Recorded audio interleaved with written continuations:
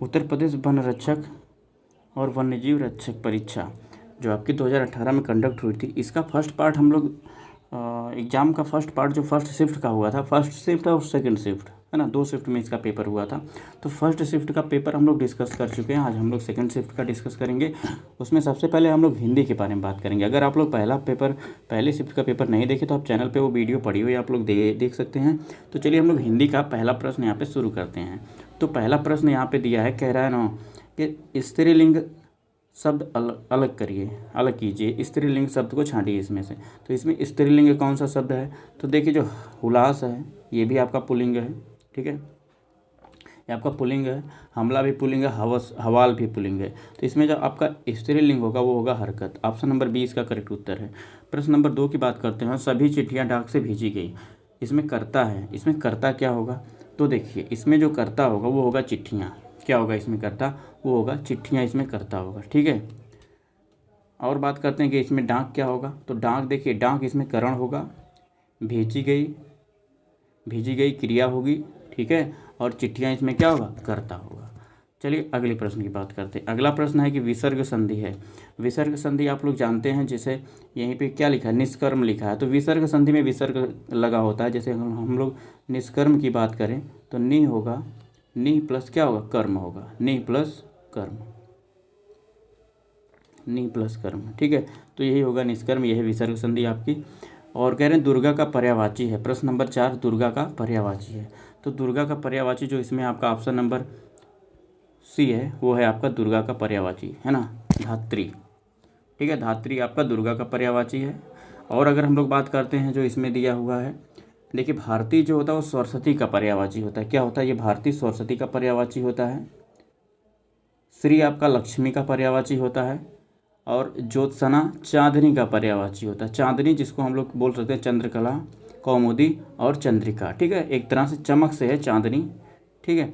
तो प्रश्न नंबर 5 की बात करते हैं। कह रहा है संज्ञा की द्विरुक्ति हो तो उसके बीच कौन सा चिन्ह होता है? संज्ञा की द्विरुक्ति हो तो उनके बीच कौन सा चिन्ह होता है, ठीक है। तो प्रश्न नंबर 5 का यहाँ पे हो जाएगा, उसको कहते हैं योजक चिन्ह। क्या कहते हैं? योजक चिन्ह होता है, ठीक है, उसको कहते हैं योजक चिन्ह। और योजक चिन्ह लगता कैसे हैं? अगर आप लोग चिन्ह का भी विराम चिन्ह मैं पढ़ाया हूँ, विराम चिन्ह की वीडियो भी पड़ी हुई है, आप लोग देख सकते हैं। तो योजक चिन्ह इसमें होता है जैसे ऐसे लगाते हैं योजक चिन्ह, ठीक है। योजक चिन्ह इस तरह से होता है। जैसे अगर हम लोग बार बार लिखें, यहाँ पे मैं लिखूँ बार, ठीक है, और एक बार और लिख दूँ बार, तो ये जो है इसी को योजक चिन्ह कहते हैं। अगले प्रश्न की बात करते हैं। प्रश्न नंबर 6 श्याम को पुस्तक पढ़नी है या किस वाक्य में है? तो श्याम को पुस्तक पढ़नी है या किस वाक्य में है? तो ये है आपका ऑप्शन नंबर 20 का करेक्ट उत्तर होगा, ठीक है। ऑप्शन नंबर 20 का करेक्ट उत्तर होगा कि, है ना, ऑप्शन नंबर 20 का हो जाएगा करेक्ट उत्तर, ठीक है। ऑप्शन नंबर 20 का हो जाएगा करेक्ट उत्तर। तो अगर हम लोग आगे बात करते हैं भाववाच्य, इसमें क्या होगा? भाववाच्य, जैसे भाववाच्य का अगर मैं उदाहरण आपको बताऊं तो भाववाच्य इसमें हो सकता है श्याम से पुस्तक पढ़ी नहीं जाती, ठीक है, इसमें भाव उत्पन्न होता है। अगर हम लोग कर्मवाच्य की बात करें, कर्मवाच्य, तो कर्मवाच्य का उदाहरण हो सकता है कि श्याम द्वारा पुस्तक पढ़ी गई, ठीक है, ये कर्मवाच्य हो गया। तो अगले प्रश्न की बात करते हैं। प्रश्न नंबर 7 कुजगहाँ फोड़ा और ससुर वैद, ठीक है, ये आपका कहावत है जिसको मुहावरा भी कह सकते हैं, ठीक है, एक कहावत है। तो कहावत का अर्थ क्या होगा? कह रहा है कुजगहाँ फोड़ा और ससुर वैद। तो एक तरह से इसमें हो सकता है कि, है ना, धर्म संकट की स्थिति हो सकती है, ठीक है, धर्म संकट की स्थिति इसका आपका सही उत्तर होगा, ठीक है, धर्म संकट की स्थिति इसका आपका सही उत्तर होगा। अगले प्रश्न की बात करते हैं। कह रहा है अचूक विशेषण के साथ संयुक्त क्रिया है। अचूक विशेषण, अचूक आपका विशेषण है और कह रहे हैं इसके साथ संयुक्त क्रिया क्या होगी, ठीक है, इसके साथ उपर्युक्त संज्ञा की बात कर रहे हैं, फिर से देखिए, कह रहे हैं अचूक विशेषण के साथ उपर्युक्त संज्ञा है। कौन सी संज्ञा लग सकती है? ठीक है, जैसे चोट, नेत्र, निशाना और, है ना, जवाब। तो अचूक क्या हो सकता है? अचूक निशाना ही तो होता है।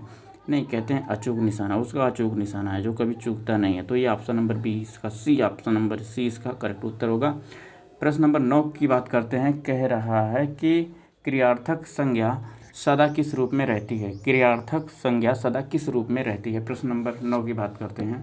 तो क्रियार्थक संज्ञा हमेशा एक वचन पुल्लिंग में होती है, ठीक है ना, एक वचन पुल्लिंग में होती है।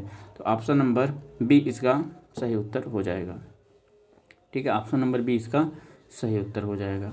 क्रियार्थक संज्ञा सदा एक वचन पुल्लिंग में रहती है, ठीक है। अगले प्रश्न की बात करते हैं। प्रश्न नंबर 10 के दुकाल में कैसा उपसर्ग है। दुकाल में कैसा उपसर्ग है, तो पहले हम लोग उपसर्ग को समझ लेते हैं। उपसर्ग का मतलब जो शब्द के पहले लगता है। मान लीजिए कोई शब्द है, मूल शब्द है, उसके पहले लगता है, और जो प्रत्यय होता है वो बाद में लगता है, ठीक है। तो उपसर्ग की बात करते हैं। देखिए इसमें उपसर्ग कौन कौन सा है, तो कह रहे हैं दुकाल में कौन सा उपसर्ग है, ठीक है। तो 10 का यहाँ पे हो जाएगा सी, 10 का सी हो जाएगा सूरज, 10 का सी हो जाएगा ये हिंदी। उपसर्ग है, उर्दू का उपसर्ग है, फारसी का उपसर्ग है, हिंदी का उपसर्ग है, या अरबी का उपसर्ग है, तो ये आपका हिंदी का उपसर्ग है, ठीक है। जैसे अगर हम लोग और बात करते हैं कि दू, सिर्फ दू की बात करें, काल और दू, काल दू इसमें लगा हुआ है उपसर्ग। तो जैसे और बात करें, जैसे होता है दुबला, क्या होता है, दुबला, ठीक है, दुबला। और आपका हो सकता है दुलारा, क्या हो सकता है, दुलारा। और अगर बात करें तो इस तरह से दुकान, दुकाल, दुकान भी हो सकता है, ठीक है ना, दुकान, ठीक है। इस तरह से हम लोग उपसर्ग लगाकर शब्दों को हिंदी में बनाते हैं, तो ये हिंदी का उपसर्ग है। देशज शब्द छांटना है, प्रश्न नंबर 11 कह रहे हैं देशज शब्द छांटिए। तो देशज शब्द इसमें कौन कौन सा है, तो देखिए कह रहा है कि तारीख, ठीक है, तारीख। तो तारीख आपका देशज शब्द नहीं है। डिबिया, सूरज और जन्म, ठीक है। तो इसमें जो डिबिया है ये आपका देशज शब्द है, डिबिया देशज शब्द है, ठीक है, डिबिया देशज शब्द है। देशज का अर्थ देश में जन्मा होता है, ठीक है। अतः ऐसे शब्द जो क्षेत्रीय प्रभाव के कारण परिस्थिति व आवश्यकता अनुसार गढ़ दिए गए हों या बना लिए गए हों, उन्हें देशज या देसी शब्द कहते हैं, ठीक है। देशज या देसी शब्द कहते हैं, जो अपनी तरह से हम लोग बना लेते हैं उसको देशज या देसी शब्द कहते हैं, ठीक है। जैसे हम लोग और बात कर लें कि देशज शब्द और कौन कौन से हैं, तो अगर हम लोग थैला की बात करें, ठीक है, होता है थैला, ठीक है। और होता है गड़बड़, गड़बड़। और देशज शब्द लोटा, पेट, ये सब क्या हैं, ये सब आपके देशज शब्द हैं। और विदेशज शब्द की बात करें, विदेशज शब्द की बात करते तो जो विदेश में जन्मा होता है उसको विदेशज शब्द कहते हैं, कहने का हम लोग जो विदेशी भाषाओं में से बना होता है। अगर अरबी की बात करें तो देखो जो तारीख इसमें वो अरबी शब्द है, जो तारीख है ये आपका अरबी शब्द है, ठीक है। मौसम भी अरबी शब्द होता है, दुकान, इज्जत, ये सब अरबी शब्द हैं। प्रश्न नंबर 12 की बात करते हैं। प्रश्न नंबर 12 है कि कौन सा व्यंजन संधि नहीं है, कौन सा व्यंजन संधि नहीं, कौन सा इसमें व्यंजन संधि नहीं है। तो देखिए इसमें व्यंजन संधि कौन सा नहीं है, तो देखो यहाँ पे अगर हम लोग रसायन की बात करें, रसायन, ठीक है, तो रसायन ही इसमें व्यंजन संधि नहीं है, ठीक है। और रसायन में दीर्घ स्वर संधि है, ठीक है, दीर्घ स्वर संधि से सभी विकल्पों में व्यंजन संधि है, ठीक है, ठीक है। तो रसायन में क्या है, रसायन में आपका दीर्घ स्वर संधि और बाकी सभी में व्यंजन संधि है। जैसे अगर हम लोग बात करें उद्धरण हरण, तो उदाहरण हो जाएगा, ठीक है, उद्धरण हरण बराबर उदाहरण। और अगर अगले की बात करें बी वाला, तो तत्धन हित बराबर क्या होता है, तद्धृत होता है, ठीक है। कभी कभी पूछ लेता है तद्धृत, आपका यहाँ पे इम्पॉर्टेंट है, तो तद्धृत का पूछ लेता है। आगे अगर हम लोग वाक जाल की बात करें तो मैं इसका बता दे रहा हूँ कि वाक जाल का ऐसे हो सकता है आपका वाक जाल का कि वाक, ठीक है, प्लस जाल,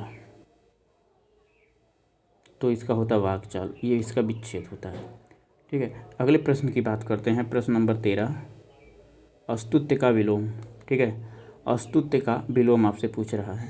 तो अस्तुत्य का विलोम इसमें क्या होगा, तो देखिएगा अस्तुत्य का विलोम क्या होगा। तो अस्तुत्य का विलोम इसमें होगा हे। ठीक है, अस्तुत्य का विलोम इसमें होगा हे। और बाकी जो बचे हुए उनका बात कर लेते हैं। अगर हम लोग हास की बात करें, हास, तो हास का विलोम होता है रुदन। ठीक है, इसका क्या होता है रुदन। आप लोग साथ साथ जो चीज़ें नहीं मिलती उसको आप लोग लिखा करिए। इसका क्या होगा रुदन, इसका होगा रुदन। यहाँ पे छोटा ओ का मात्रा लगा हुआ है। ठीक है, और अगर हम लोग हानि की बात करें तो आप लोग को पता है हानि का लाभ होता है। ठीक है,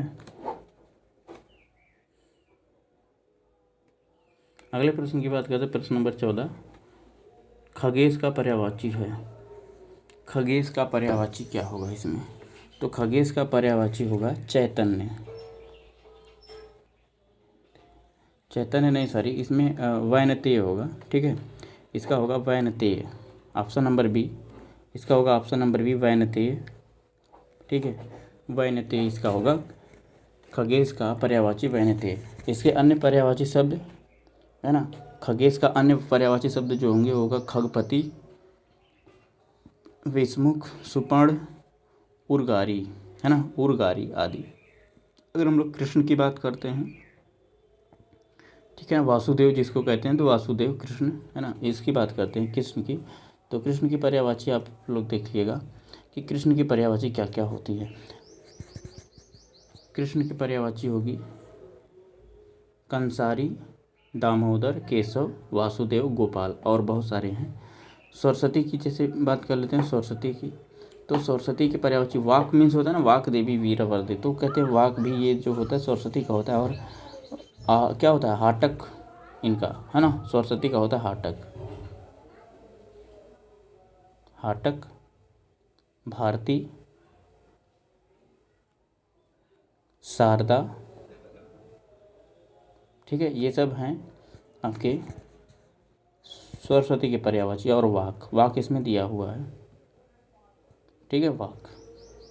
अगले प्रश्न की बात करते हैं। अगला प्रश्न आपका है प्रश्न नंबर 15। देखिएगा, प्रश्न नंबर 15 कह रहा है कि जिनकी ध्वनि केवल मुख से निकलती है वे हैं। जिनकी ध्वनि केवल मुख से निकलती है वो होते हैं,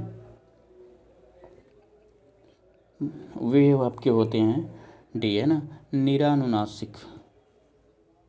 निर्नुनासिक इसको बोलते हैं। ठीक है, निर्नुनासिक। जिन स्वरों के उच्चारण में हवा केवल मुख से निकलती है वे निर्नुनासिक स्वर कहलाते हैं। जैसे जैसे की बात करें तो इसमें होगा अ,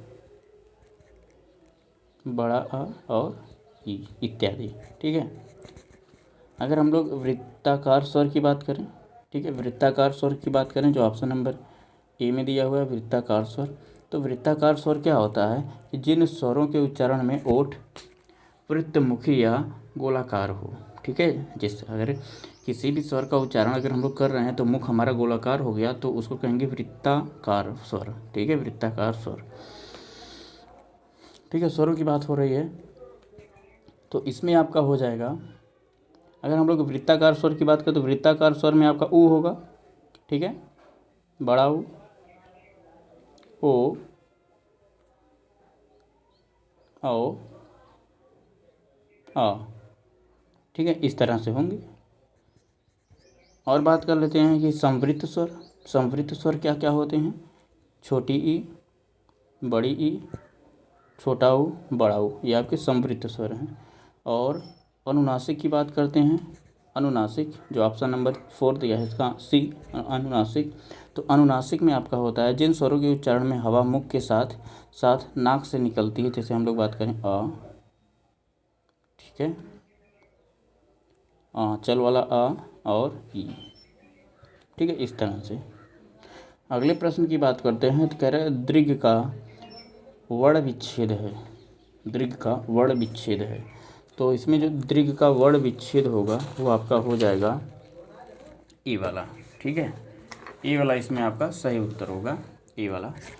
जैसे ए वाला इसमें अगर हम लोग ए वाले की बात कर रहे हैं ना, कह रहे द है, आधा द है, ये देखिएगा आधा द है, फिर री है, आधा ग है, फिर आ है। ठीक है, इसी तरह से आपका होगा दीर्घ। ठीक है,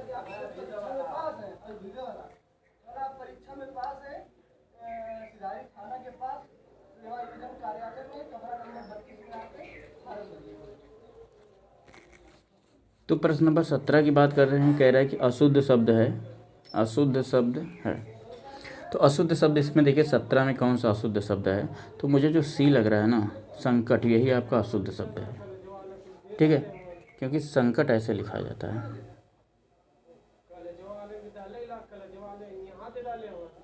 ठीक है, संकट ऐसे लिखा जाता है, तो यही आपका अशुद्ध है और बाकी सब सही है। अगली की बात करें, कह रहा है कि लश्कर में ऊँट बदनाम का अर्थ है ना, लश्कर में ऊँट बदनाम का अर्थ क्या होगा? प्रश्न नंबर 18।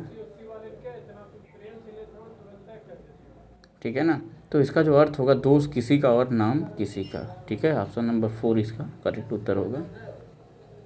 सही वर्तनी वाला शब्द है, तो वर्तनी ढूंढनी है, तो सही वर्तनी वाला शब्द सुसुरसा जो है ये आपका क्या है? सही वर्तनी ये वाला, ऑप्शन नंबर बी सही है इसका, सुसुरसा। ठीक, और 20 है प्रश्न नंबर 20।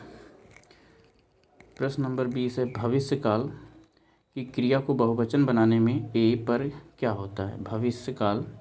भविष्यत काल की क्रिया को बहुवचन बनाने में ए पर क्या होता है?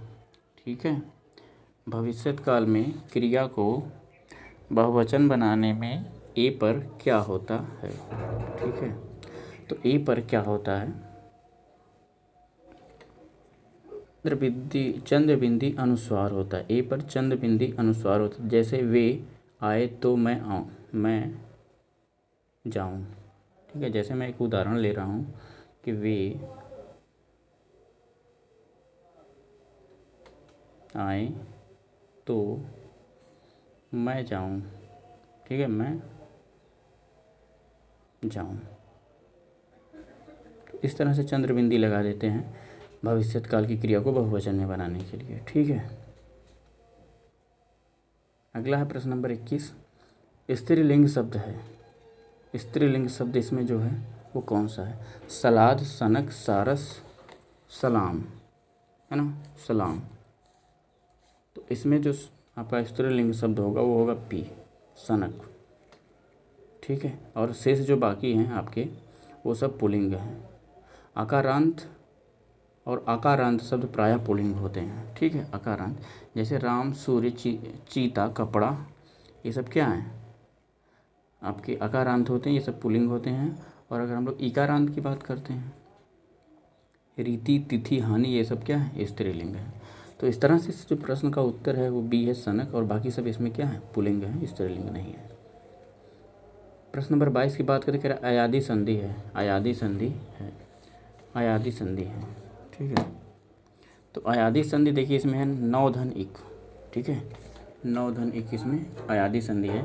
नौ धन इक को अगर हम लोग जोड़ेंगे तो होगा नाविक। क्या होगा? इसका होगा नाविक।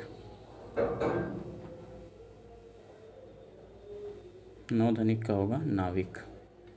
ठीक है, तो इस तरह से ये वाला हो जाएगा आपका प्रश्न का उत्तर सही। अगर हम लोग उद्योग की बात करते हैं, है ना, उद्योग, तो ये जो उद्योग होता है ये व्यंजन संधि होता है। ठीक है, और अब्ज की बात करते हैं, ये देखिए अब्ज होता है ना, इसका अब्ज होता है, ये भी आपका व्यंजन संधि होता है। ठीक है, तो प्रश्न नंबर 23 की बात करते हैं इस तरह से। प्रश्न नंबर 23 है अव्ययी भाव समास का उदाहरण है, अव्ययी भाव समास का उदाहरण है। तो जिस समास का पहला पद पूर्व पद है ना अव्यय तथा प्रधान होता है उसे अव्ययी भाव समास कहते हैं। अव्ययी भाव समास इसमें देखिए पल पल होगा। ठीक है, अव्ययी भाव समास जैसे अगर हम लोग और उदाहरण की बात कर रहे हैं कि हाथ हाथ, ठीक है, जिसको हम लोग हाथों हाथ कहते हैं, हाथ ही हाथ में, और शेष जो हैं आपके द्वंद्व समास हैं, अनंत, ठीक है, धर्माधर्म,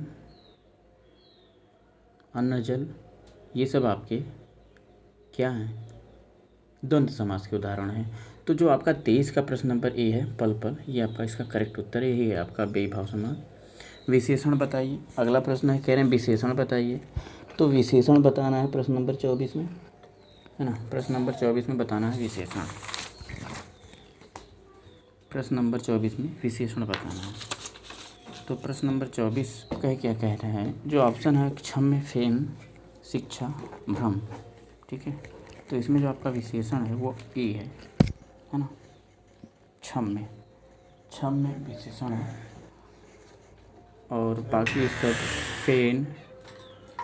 फेन का विशेषण फेनिल होता है, शिक्षा का विशेषण शिक्षित होता है, और भ्रम का विशेषण भ्रमित होता है। ठीक है, भ्रम का विशेषण भ्रमित होता है। तो इस तरह से इसका जो उत्तर हो जाएगा वो हो जाएगा आपका ए वाला। इस तरह से इसका जो उत्तर होगा ये होगा आपका ए। ठीक है, 24 का ही होगा विशेषण है। अगले प्रश्न की बात करते हैं। जो प्रश्न आपका 25 है, कह रहा बा उपसर्ग है ना किस में है, बा उपसर्ग किस में है। उपसर्ग वही होता है जो पहले लगता है, मूल शब्द के पहले लगता है।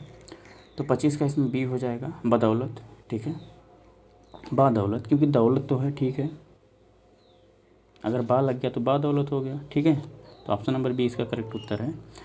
अगले शब्द की प्रश्न की बात करते हैं। प्रश्न नंबर 26 विदेशज शब्द है। इसमें जो विदेशज शब्द है वो चश्मा जो है वो आपका विदेशज शब्द है। ठीक है, जो फारसी भाषा का है। जो चश्मा है वो फारसी भाषा का है। और अगर हम लोग फारसी भाषा की बात कर लेते हैं तो चेहरा है ना, सरदार, दीवार, कूचा, ये सब विदेशी हैं। विदेशज ये भी है। ठीक है, प्रश्न नंबर 26 की बात करते हैं। विदेशज ये भी है। और विदेशज की अभी मैंने बात किया, चेहरा, सरदार, दीवार, कूचा आदि विदेशज हैं।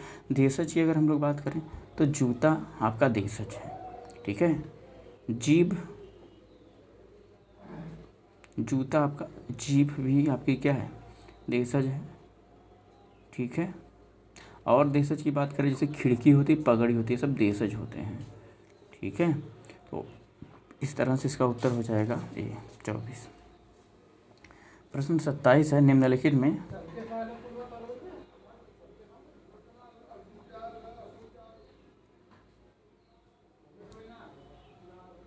निम्नलिखित शब्दों में से तद्भव शब्द को पहचानिए। इसमें तद्भव शब्द पहचानना है। प्रश्न नंबर 27 ऑप्शन है नासिका, बच्चा, ग्रीष्म, लक्ष्मी।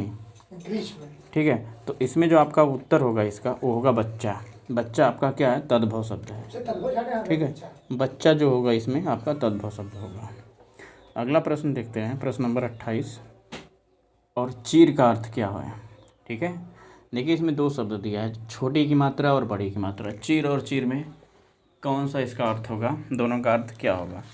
ठीक है, तो 28 का जो उत्तर होगा वो होगा आपका सी वाला, पुराना और कपड़ा। ठीक है, जो छोटी की मात्रा होती है उससे होता है पुराना चीर, और अगर चीर की बात करें तो उसका अर्थ होता है कपड़ा। ठीक है, चीर और चीर। ठीक है, तो इसका अर्थ होगा क्या, पुराना, और बड़ी बड़ी का मात्रा जो होगा उसका अर्थ होगा कपड़ा। अगला प्रश्न है,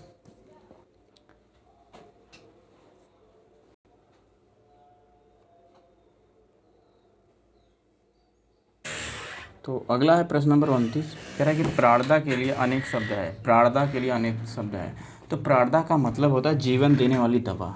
ठीक है, तो इसका ऑप्शन नंबर बी हो जाएगा सही। ऑप्शन नंबर बी करेक्ट उत्तर। अगला है 30 मिश्र वाक्य है। तो मिश्र वाक्य इसमें कौन सा है, उसने अपना घर लुटा दिया। अगला है सूरज उगने पर कोहरा फट गया है, फट गया। उसके पास जो कुछ था वह खो गया। और अगला है उसका सब कुछ खो गया। तो इस तरह से जो 30 का हमको लग रहा है, 30 का उत्तर इसका हो जाएगा सी। और सही इसका 30 का सही उत्तर होगा उसके पास जो कुछ था वह खो गया। ठीक है, ये आपका मिश्र वाक्य है। ठीक है, मिश्र वाक्य। मिश्र वाक्य का उदाहरण, अगर हम लोग मिश्र वाक्य की बात करें तो इसमें एक उद्देश्य और कुछ विधेय के अलावा एक से अधिक समापिका क्रियाएं होती हैं। ठीक है, समापिका क्रियाएं होती हैं। शेष विकल्प इस प्रकार से है ना, है। और कह रहा है कि उसने अपना घर लुटा दिया, वो आपका सरल वाक्य है, उसने अपना घर लुटा दिया। सूरज उगने पर कोहरा फट गया, ये आपका संयुक्त वाक्य है। ठीक है, तो इस तरह से इसका उत्तर हो जाएगा सी। 31 की बात करते, कह रहे हैं कि सड़कें चौड़ी बनाई गई। इसमें चौड़ी क्या है, सड़कें चौड़ी बनाई गई, इसमें चौड़ी क्या है, तो चौड़ी जो आपका पूरक है, क्या है इसमें, चौड़ी है आपका पूरक। ठीक है, अगला प्रश्न है 32। कह रहा है वह क्यों नहीं आया, वह क्यों नहीं आया, इसलिए कि वह बीमार था। यहाँ की से क्या बोध होता है? यहाँ की से क्या बोध होता है? तो की से करण का बोध होता है। ठीक है, की से करण का बोध होता है। अगला है प्रश्न नंबर 33, मध्यकालीन भारतीय आर्य भाषा काल। ठीक है, मध्यकालीन भारतीय आर्य भाषा काल तो वो 500 ईस्वी पूर्व से 1000 ईस्वी तक है। ठीक है, 500 ईस्वी पूर्व से 1000 ईस्वी तक ये है मध्यकालीन भारतीय आर्य भाषा काल। ठीक है,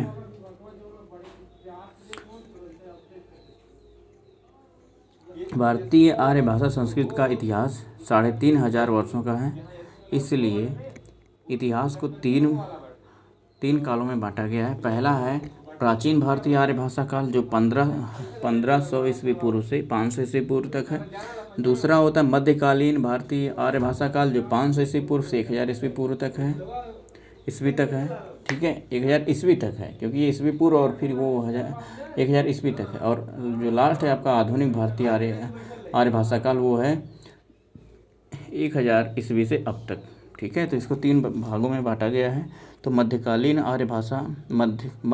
भारतीय आर्य भाषा काल 5000 ईस्वी पूर्व से 1000 ईस्वी तक है। 500 ईस्वी पूर्व से 1000 ईस्वी तक है।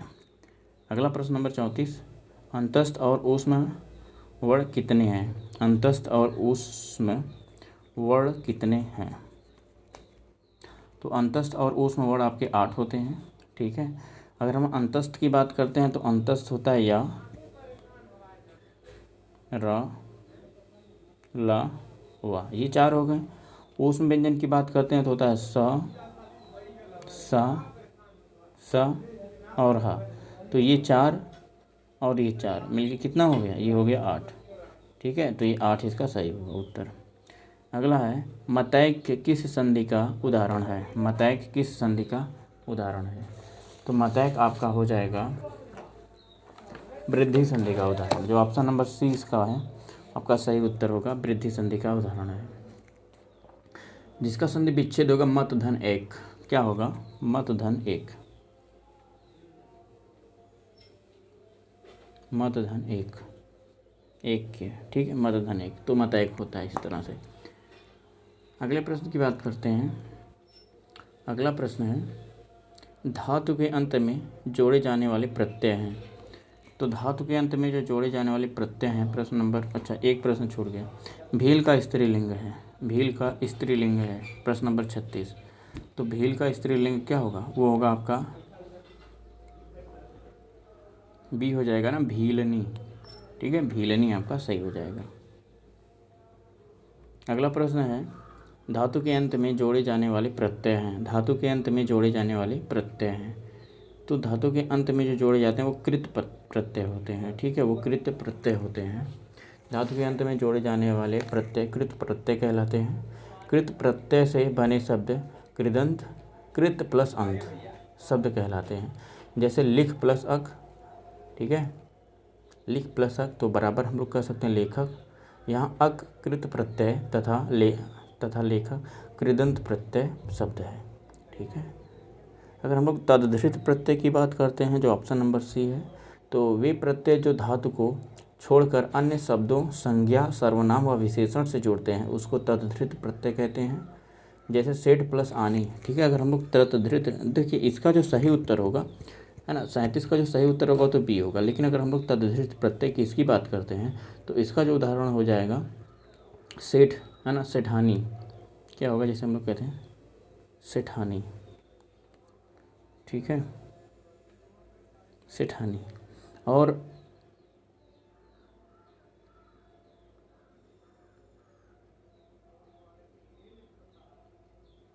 सेठानी आपका है ना। ठीक है, अगले प्रश्न की बात करते हैं। किराए की जयपुरी का स्थानीय नाम है, जयपुरी का स्थानीय नाम है 38। तो 38 का जो होगा आपका है ना ढूंढाड़ी। ठीक है ना, ढूंढाड़ी इसका स्थानीय नाम है। अगला प्रश्न है कि रा का विवरण है, रा का विवरण है ना। तो रा का विवरण कहाँ मिलता है? तो अगर हम लोग बात करें कि वत्सर्य, लुंठित, सघोष, अल्प प्राण व्यंजन, ये है। ठीक है, ये है आपका।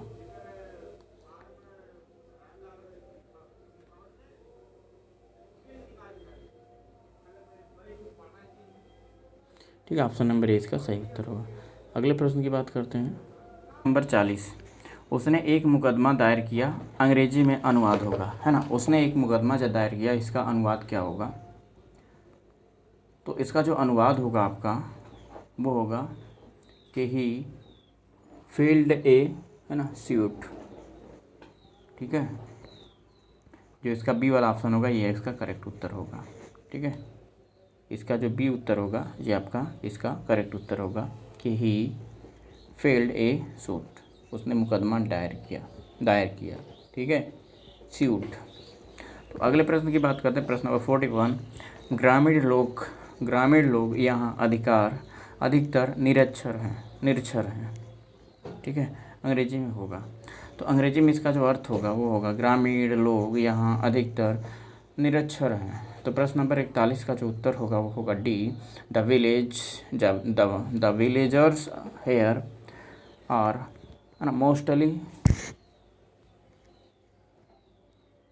ठीक है, तो आपका इसका जो होगा ऑप्शन नंबर डी करेक्ट उत्तर होगा, देख लीजिएगा।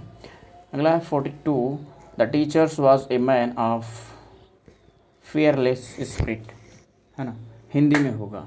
जो 42 का उत्तर होगा वो आपको होगा आपका शिक्षक निर्भीक व्यक्ति थे। ठीक है, शिक्षक निर्भीक व्यक्ति थे, ऑप्शन नंबर सी इसका करेक्ट उत्तर होगा। अगला प्रश्न है कि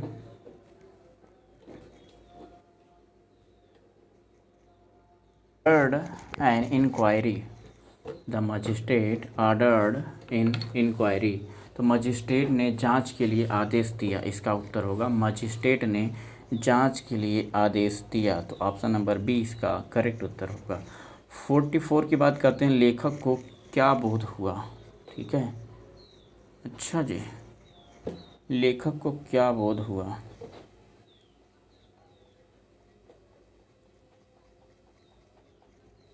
ये तो प्रश्न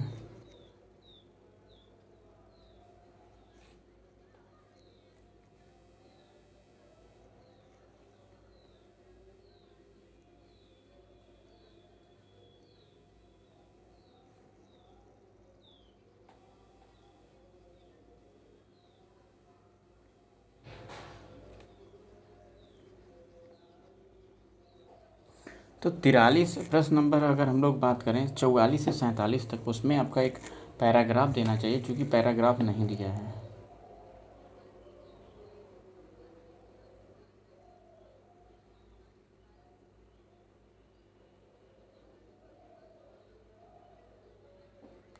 ठीक है ना, तो इसको अगर मैं इसमें ऐड करूं, ठीक है, तो ऐड तो हो सकता है बट दूसरे वीडियो में बता दूंगा। ठीक है, क्योंकि ये 44 से 47 तक ये प्रश्न जो था इसमें जो है ना उसको निरस्त कर दिया गया था आयोग द्वारा। ठीक है, तो इसमें तो दिया तो है, लेकिन चलिए मैं अगले प्रश्न की बात करता हूँ 48। ठीक है, 48 देखते हैं, प्रश्न नंबर 48 निरस्त हो गया था तो उसको बात करने की कोई वो है नहीं। हम लोग 48 की बात करते हैं कि निम्नलिखित में सहकर्मक क्रियाएं छांटिए। 48 जो है आपका सहकर्मक क्रियाएं छांटने के लिए बोल रहा है।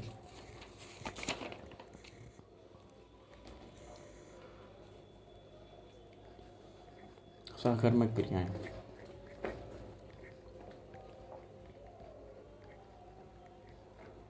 तो जो इसमें लिखना है ये आपका सहकर्मक क्रिया है। ठीक है, लिखना जो है आपका सहकर्मक क्रिया है। सोना भी सहकर्मक क्रिया नहीं, चलना भी सहकर्मक क्रिया नहीं, लिखना जो आपका सहकर्मक क्रिया है। ठीक है, जिस क्रिया के साथ कर्म हो या कर्म की संभावना हो उसे सहकर्मक क्रिया कहते हैं। जैसे मोहन पढ़ता है, पढ़ना क्रिया के साथ पुस्तक कर्म की संभावना बनती है। ठीक है, शेष जो है चलना, सोना और मुस्कुराना अकर्मक क्रिया है। ठीक है, रोहित बताओ, होगा डी, इसमें उत्तर होगा आपका डी। ठीक है, कह रहे कौन सा शब्द अंधकार का पर्यायवाची है? अंधकार का कौन सा पर्यायवाची इसमें है? ठीक है,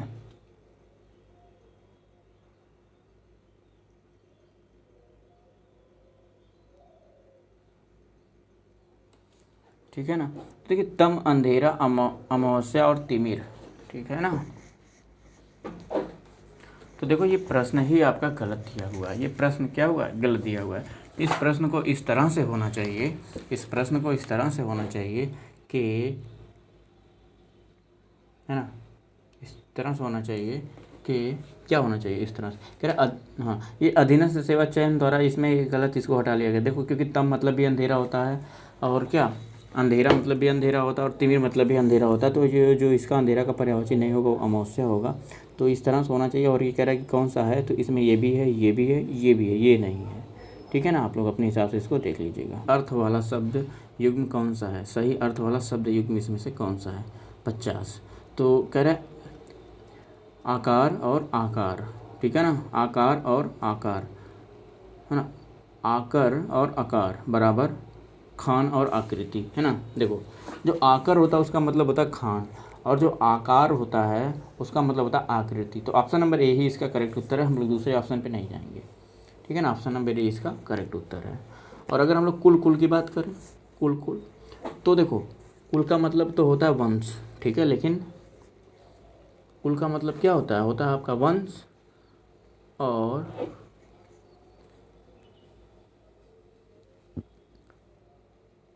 प्रश्न नंबर 51 की बात करते हैं, जो कम खर्च करता हो इस वाक्य के लिए, इस वाक्यांश के लिए एक शब्द होगा, क्या होगा, उसको हम लोग क्या कहते हैं, मित व्ययी कहते हैं। तो ऑप्शन नंबर सी इसका करेक्ट उत्तर होगा, 51 का सी। अगला है कि शुद्ध शब्द कौन सा है, 52 का है, शुद्ध शब्द कौन सा है। तो शुद्ध शब्द जो इसमें होगा वो कौन सा है, कह रहा है कि चिन्ह, कृपया, दवाइयाँ, निर्भर। तो इसमें जो शुद्ध शब्द है वो निर्भर लग रहा है, और बाकी सब तो हमको अशुद्ध लग रहे हैं। ठीक है ना, तो इसका जो सही उत्तर होगा आपका ये होगा सी। और बाकी देखो चिन्ह होता है इस तरह से होता है, और जो कृपा होता है वो कृपा हमेशा ऐसे लिखा जाता है ना, कृपया लिखा जाता है, या तो कृपा ऐसे लिखा जाएगा, ठीक है, ऐसे कृपा लिखा जाएगा, कृपया ऐसे नहीं होता। दवाइयाँ भी गलत लिखा गया है। अगला प्रश्न नंबर 53 की बात करते हैं, निम्नलिखित में से कर्ता कारक वाला वाक्य छांटिए। कर्ता कारक वाला वाक्य छांटना है 53। प्रश्न नंबर 53, मोहन को जाना है, इस वाक्य में है ना, जो मोहन को जाना है कर्ता कारक वाला यही वाक्य है, मोहन को जाना है। ठीक है, कह रहे कर्ता कारक वाला वाक्य छांटिए, तो कर्ता कारक यही आपका मोहन को जाना है। ठीक है, अगले प्रश्न की बात करते हैं, निम्नलिखित में से पुल्लिंग शब्द छांटना है। प्रश्न नंबर 54, पुल्लिंग शब्द छांटना है, निम्नलिखित में से पुल्लिंग शब्द छांटिए। तो पुल्लिंग शब्द इसमें जो है वो ए है ना, पुल्लिंग शब्द इसमें जो होगा वो आपका, सॉरी, ऑप्शन नंबर डी इसका करेक्ट उत्तर है ना, आहार, आहार। ठीक है, ये है पुल्लिंग शब्द। चाहत, रंगत, मेहनत, ये सब आपका स्त्रीलिंग है। ठीक है, अकारांत और इकारांत वाली बातें मैं बताया हूँ, फिर से देख लीजिए। अकारांत और अकारांत प्रायः पुल्लिंग होते हैं, जैसे चीता, घोड़ा, समुद्र, क्रोध आदि। जिन शब्दों के अंत में प, पन, आव, आवा, खाना जुड़े हो वे प्रायः पुल्लिंग होते हैं। ठीक है, शेष विकल्प चाहत, रंगत, मेहनत आदि शब्द स्त्रीलिंग है ना। तकारांत संज्ञाएं प्रायः स्त्रीलिंग होती हैं, जैसे दौलत, अदालत, कीमत, है ना, मुलाकात, इजाज़त। जो तकारांत का मतलब जो ता अंत में आता है वो प्रायः क्या होती हैं, जो ता आता है लास्ट में वो प्रायः पुल्लिंग स्त्रीलिंग होती हैं। ठीक है, अगले प्रश्न की बात करते हैं। जो अगला प्रश्न आपका है, अगला प्रश्न है, पति शब्द का अविभक्ति बहुवचन होगा। पति शब्द का अविभक्ति बहुवचन होगा, पति शब्द का अविभक्ति बहुवचन शब्द होगा। ठीक है, तो इसमें देखते हैं जो 55 ऑप्शन, प्रश्न नंबर आपका 55, प्रश्न नंबर 55 का कह रहा पति शब्द का अविभक्ति होगा, है ना। तो जो 55 है, 55 का जो है ना ये आपका सी है, पति शब्द का अविभक्ति बहुवचन पति होता है, पति का अविभक्ति बहुवचन पति ही होता है। ठीक है, ये क्या करता वीडियो।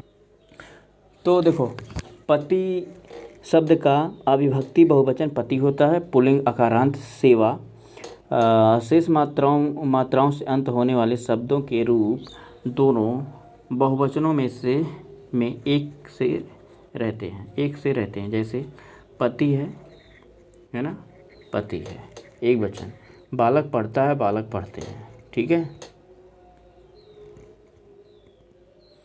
तो पति की अगर हम लोग बात करेंगे बच्चा, पति जो होता है ना अविभक्ति बहुवचन है, तो इसका पति ही होगा, क्योंकि एक ही पति होता है, बार बार कई पति थोड़ी होता है, पति ही पति। तो ऑप्शन नंबर सी इसका करेक्ट उत्तर होगा। इसी तरह ऑप्शन नंबर 56 की बात करते हैं। निम्नलिखित में से निर्देशक चिन्ह कौन सा है? निर्देशक चिन्ह कौन सा है? तो जो निर्देशक चिन्ह इसमें है ना बच्चा, वो है आपका ऑप्शन नंबर डी। निर्देशक चिन्ह है आपका ऑप्शन नंबर डी। तो इस तरह से इसका हो जाएगा ऑप्शन नंबर डी करेक्ट उत्तर। ठीक है, करेक्ट उत्तर हो जाएगा। अगला प्रश्न आपका 57 है। सदा एक समान रहने वाला लोकोक्ति प्रयुक्त होती है। ठीक है, सदा एक समान जो रहता है उसके लिए क्या है? तो उसके लिए आपका जो इसमें ना कि सावन भरे ना भादो सूखे। ठीक है, कि सावन हरे ना भादो सूखे, हमेशा एक तरह से ना, हमेशा एक तरह से रहने वाले को ऑप्शन नंबर बी कहते हैं, सावन हरे ना भादो सूखे। ठीक है बच्चा, अगले प्रश्न की बात करते हैं। अगला प्रश्न आपका है 58। शास्त्र प्रवीण है ना महाविद्यालय में पीताम्बर धारण करने आते हैं। उक्त वाक्य में तत्पुरुष समास कौन से शब्द में है? तत्पुरुष समास इसमें ढूंढना है 58 में। तो 58 में देखिए जो है ना शास्त्र प्रवीण, शास्त्र प्रवीण में है आपका तत्पुरुष समास। ठीक है,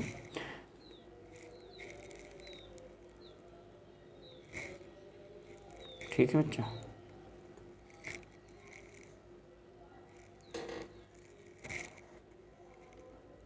पीताम्बर बहुव्रीहि समास होता है। ठीक है, अगले प्रश्न की बात करते हैं। Agenda is sent herewith. ठीक है, agenda is sent herewith. प्रश्न नंबर 59 होगा आपका।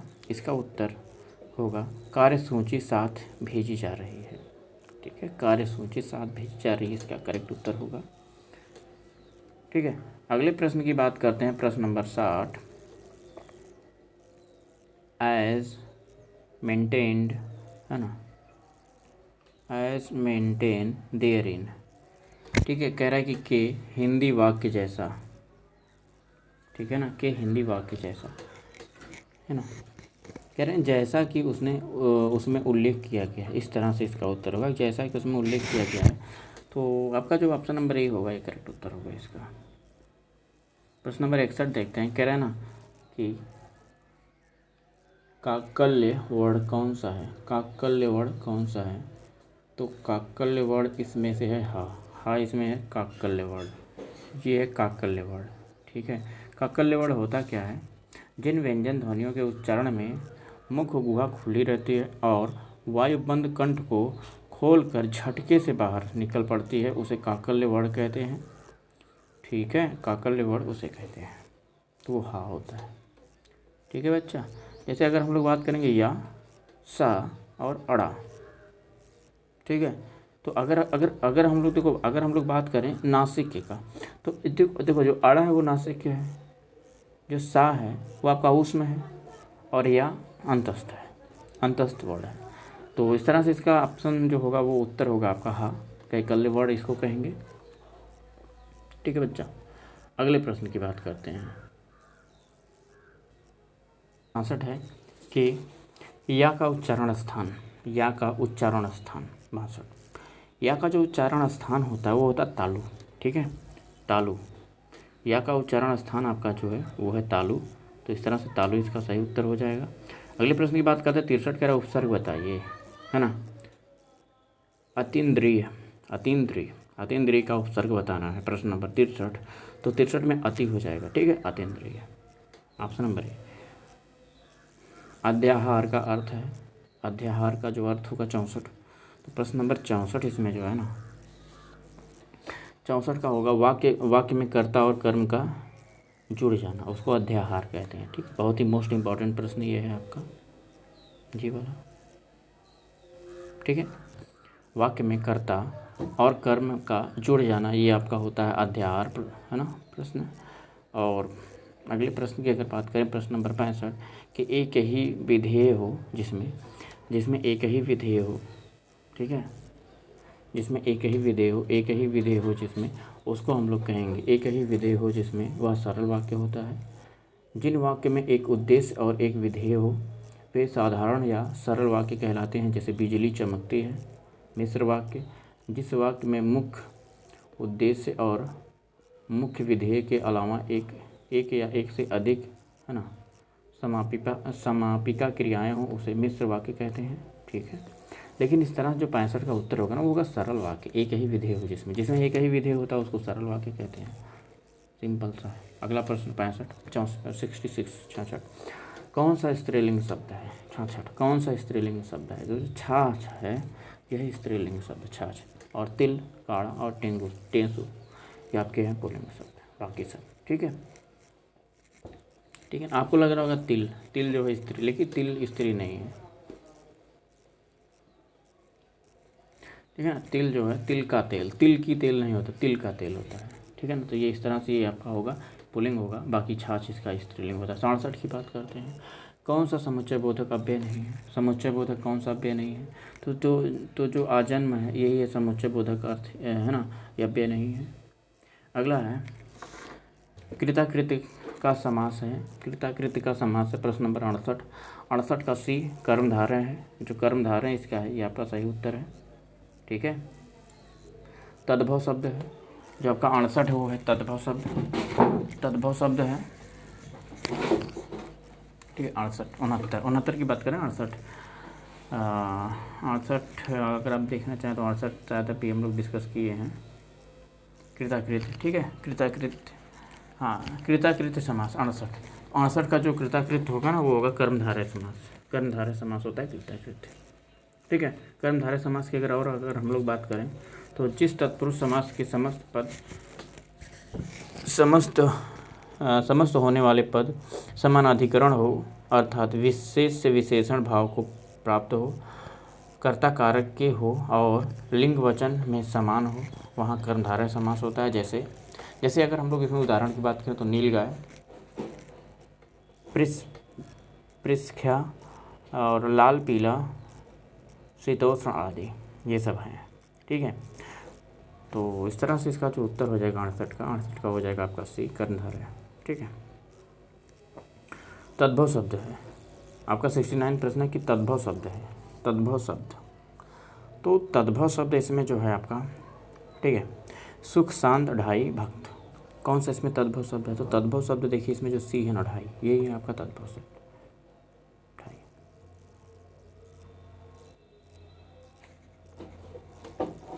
तो ढाई का होता है अर्ध तृतीय, अगर हम लोग ढाई का तत्सम की बात करें, ठीक है, अच्छा तद्भव ये है तो इसका तत्सम का अगर हम लोग बात करें तत्सम, तो इसका होता है कि अर्ध तृतीय ढाई, है ना, अर्ध तृतीय ढाई जिसको कहते हैं। ठीक है बच्चा, और बाकी अगर सत की बात करें तो सत का होता है 100। ठीक है, अगर हम लोग भक्त की बात करें तो भक्त का होता है भगत। ठीक है, बाकी तो बता ही दिए हैं। अगला प्रश्न नंबर 70 की बात करते हैं। प्रश्न नंबर 70 है स्त्री का विशेषण है, स्त्री का विशेषण है, तो स्त्री का जो विशेषण होगा स्त्रीण होगा, क्या होगा? स्त्रीण। अगला है ऋत का अर्थ है, ऋत का अर्थ है, ठीक है, ऋत का अर्थ है, तो ऋत का अर्थ होता है सत्य। ठीक है, ऋत का अर्थ क्या होगा? आपका होगा सत्य। अगला 72 शोक करने के लिए मुहावरा है, शोक करना के लिए मुहावरा, मतलब शोक करना किसका मुहावरा है? ठीक है, जो आपका 72 है तो 72 का आपका हो जाएगा सी सिर पीटना। ठीक है, सिर जो पीटते हैं वो शोक करते हैं एक तरह से। ठीक है, सिर पर भारी होना वो अलग है, सिर चढ़ाना वो भी अलग है, सिर पर सवार होना वो भी अलग है। अगला 73 है भूर्जा का संधि विच्छेद होगा, भूर्जा। ठीक है बच्चा, भूर्जा का संधि विच्छेद होगा, तो भूर्जा का जो संधि विच्छेद होगा भू प्लस ऊर्जा। ठीक है, भू प्लस ऊर्जा देखो किस में दिख रहा है? भा पे बड़ी की मात्रा, तो ऑप्शन नंबर सी इसका करेक्ट उत्तर होगा। ठीक है, ऑप्शन नंबर सी इसका करेक्ट उत्तर होगा। ठीक है, अगले प्रश्न की बात करते हैं कि वचनामृत समस्त पद का विग्रह होगा, वचनामृत समस्त पद का विग्रह होगा। ठीक है, तो वचन रूपी अमृत, ठीक है ना, वचनामृत मतलब वचन रूपी अमृत। ठीक है, ऑप्शन नंबर डी इसका करेक्ट उत्तर होगा। अगले प्रश्न की बात करते हैं 75 हींग लगे ना फिटकरी रंग भी चोखा। ठीक है बच्चा, हींग लगे ना फिटकरी रंग भी चोखा, तो बिना खर्च अच्छा काम। ठीक है, तो इस तरह देखो जो 75 का जो उत्तर होगा वो होगा बी, बिना खर्च अच्छा काम। ठीक है बच्चा। तो इसका ये हो जाएगा बिना फलक झपकाए। बिना फलक झपकाए के लिए एक शब्द होगा बिना पलक झपकाए। ठीक है, बिना फलक झपकाए, पलक झपकाए।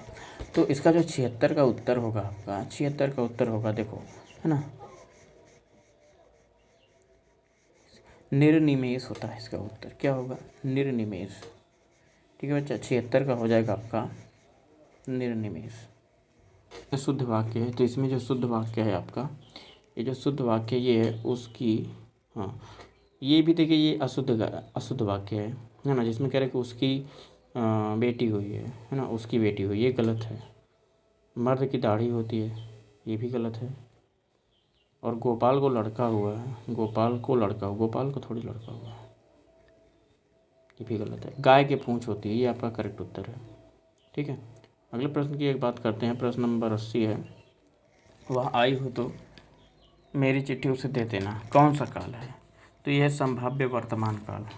ठीक है, संभाव्य वर्तमान काल इसका सही उत्तर होगा, संभाव्य वर्तमान काल।